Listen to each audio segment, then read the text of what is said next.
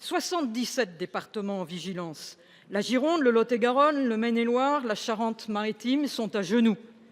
Ce n'est pas un micro-événement, c'est la démonstration que les climato-sceptiques sont aujourd'hui hors jeu. Je veux d'abord saluer, bien sûr, les élus locaux, les services de secours, mais aussi les services préfectoraux, le SDIS, l'Enedis, qui jour et nuit ont secouru les sinistrés. Et lorsqu'une ministre vient en Gironde reprocher aux élus qu'ils gèrent mal les inondations et les digues, c'est irresponsable.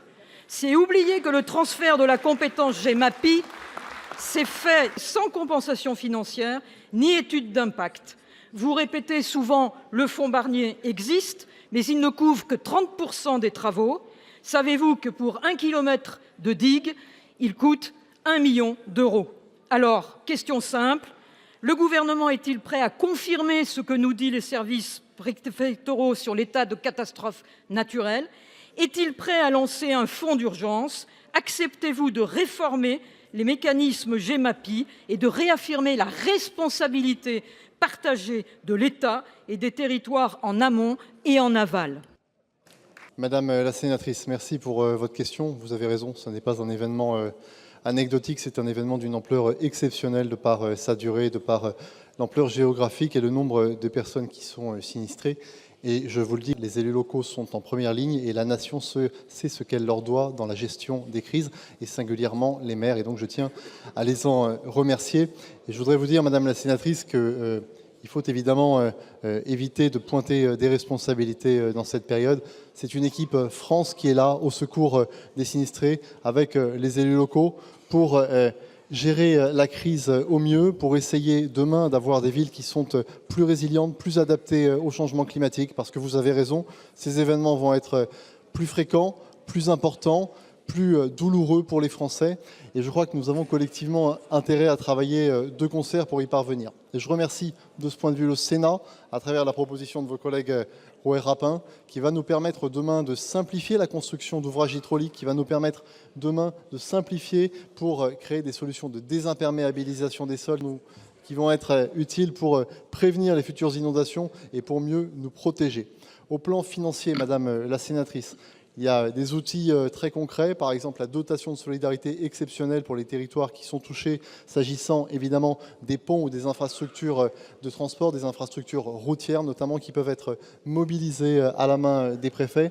Et ensuite, l'État pourra continuer à accompagner les collectivités territoriales au travers des programmes d'action et de prévention des inondations. C'est 36 millions d'euros dans les départements de la Gironde dans les années à venir, près de 10 millions d'euros pour la digue d'Ambe. Travaillons de concert à favoriser ce type de solution.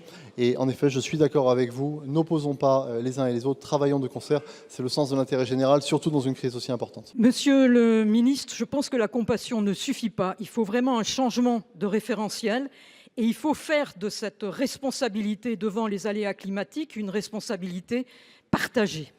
Et si vous avez besoin d'éléments concrets, je voudrais vous recommander ce rapport qui est issu d'une mission d'information transpartisane de nos collègues Rémy Pointereau, Hervé Gillet et Jean-Yves Roux. Et il faut un certain nombre de propositions parce que quand le Sénat prend un dossier, il le prend sérieusement.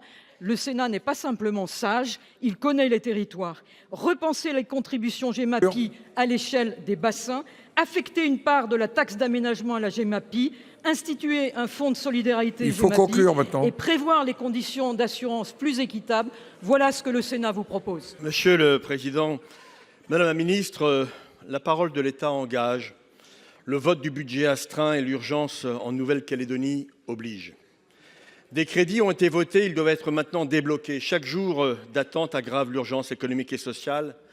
La reconstruction de la Nouvelle-Calédonie après les émeutes de 2024 exige transparence et sens de l'État. Ni l'une ni l'autre ne sont au rendez-vous.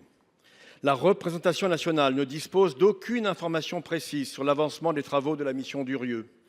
Le Parlement est tenu en marge d'un dossier qui engage pourtant la paix civile et l'avenir d'un territoire de la République.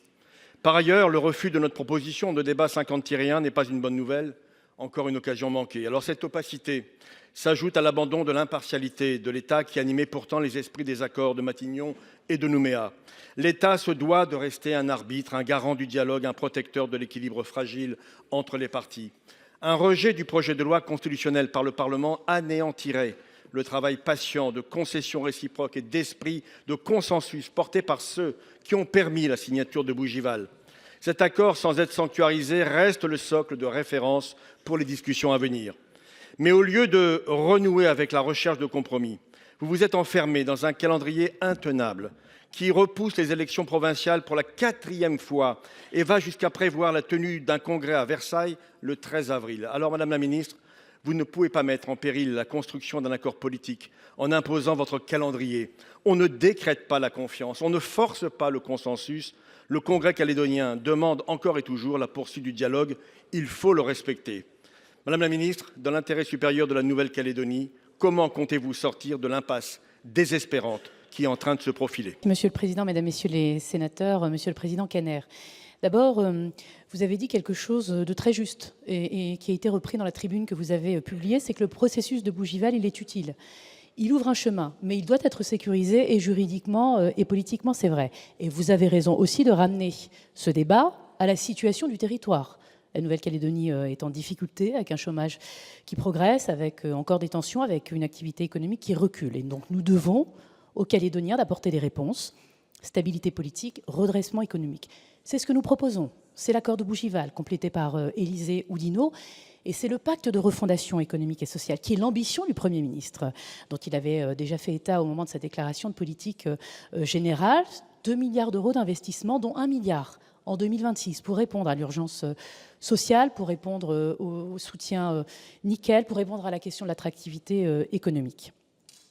Monsieur le Président Kanner, le débat va évidemment se poursuivre à partir de la semaine prochaine. La première brique a été posée avec l'adoption ce matin en commission des lois du projet de loi constitutionnelle.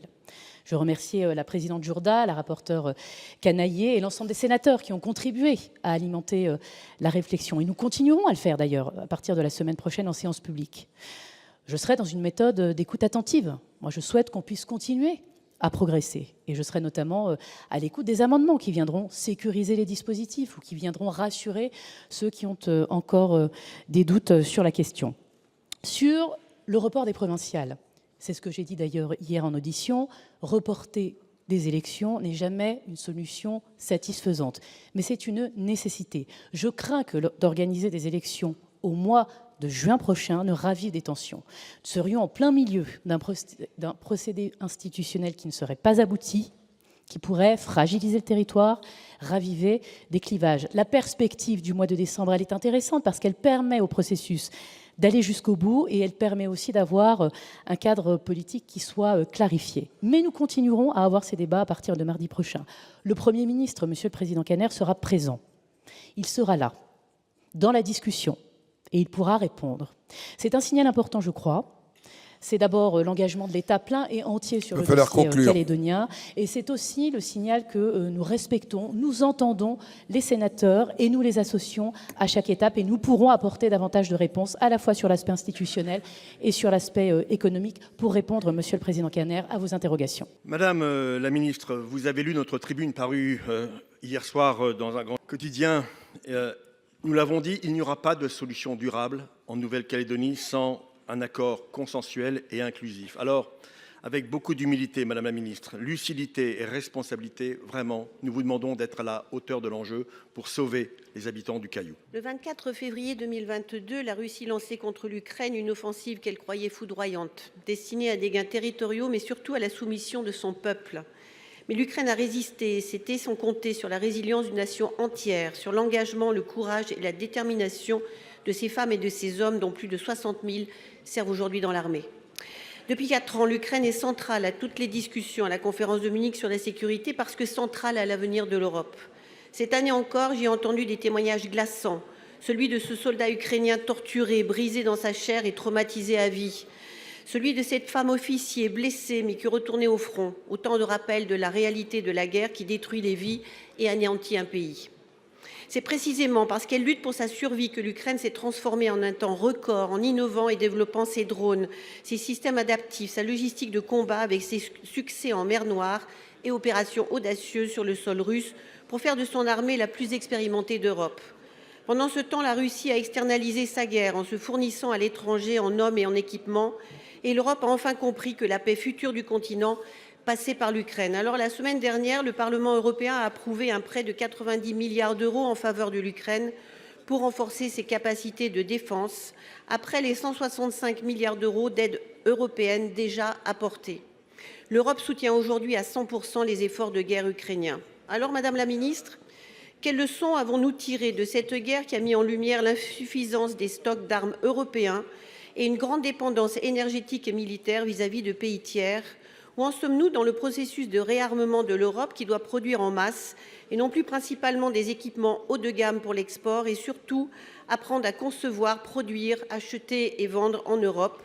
Enfin, la France a été active sur le plan diplomatique en réunissant la coalition des volontaires plusieurs fois à Paris. Mais nous sommes aujourd'hui absents des négociations à Genève alors que la Russie maintient ses exigences maximalistes que semblent soutenir les Américains. Madame la Ministre, comment passer de notre rôle de spectateur dans ces négociations à celui de véritable acteur de la paix? Madame la sénatrice, 4 ans en effet de guerre d'agression russe contre l'Ukraine, sous voûte nucléaire, menaçant directement les intérêts européens, avec une escalade permanente, qu'elle soit militaire, diplomatique, verbale, hybride, dans tous les domaines de la conflictualité. 4 ans, vous l'avez rappelé, que l'Ukraine résiste brillamment, avec notre soutien, avec un courage qui force l'admiration. 4 ans que nous sommes à leur côté, et j'en profite pour saluer le rôle de la diplomatie parlementaire qui, à Kiev, est très active, je le sais. Quelles leçons tirons-nous? D'abord, la Russie n'a pas atteint ses buts de guerre. Son but de guerre était de soumettre l'Ukraine, et puis de diviser l'Europe, de la fracturer, de nous empêcher d'avancer et de nous paralyser pour récupérer sa sphère d'influence qu'elle estime historique. Elle n'a pas réussi dans ce dessein, elle n'a pas réussi parce que l'Europe a fait front, parce que l'Europe a tenu bon avec l'Ukraine. En faisant comme vous l'avez dit, c'est-à-dire en immobilisant les avoirs gelés, en créant la coalition des volontaires, en faisant aujourd'hui pression sur la Russie à travers des actions notamment sur la flotte fantôme et évidemment en se réarmant. Quelles que soient les conclusions des négociations qui sont menées, quelle que soit l'action des États-Unis, il faudra que les Européens soient autour de la table si nous voulons qu'il y ait une paix robuste en Ukraine. Parce que ce sont les Européens qui aujourd'hui fournissent le soutien à l'Ukraine et le financent. Parce que ce sont les Européens qui sont prêts à apporter des garanties de sécurité à l'Ukraine. Et parce que de la manière dont se terminera le conflit en Ukraine dépendra à long terme la sécurité de l'Europe. Donc vous pouvez compter, Madame la sénatrice, sur notre engagement, celui du ministère de l'Europe et des Affaires étrangères, celui évidemment du ministère des Armées, pour réarmer l'Europe de manière à ce que le soutien à l'Ukraine et son intégration au fond dans la défense de l'Europe et dans la future architecture de sécurité européenne soit totale. J'ajoute, puisque vous l'avez très justement signalé, que l'Ukraine a beaucoup à nous apporter. Nous venons de signer un accord de coproduction, en particulier sur les drones, où effectivement l'Ukraine a un temps d'avance